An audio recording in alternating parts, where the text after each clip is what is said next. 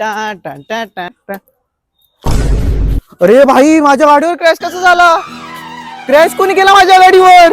ए इकडे अरे तुम्ही इकडे या. माझ्या गाडीवर स्क्रॅच कोणी केला? आम्हाला नाही माहित, आम्ही तिथे खेळत होतो. तुम्हीच खेळत असता तिकडे, तुम्हीच केला असणार. बघा आताच सांगा, नाहीतर मला माहिती पडलं ना दोघांच्या बोच्यावर एक एक स्क्रॅच पाडीन. आणि तुमचे बसायचे आणि हगायचे वांदे होती.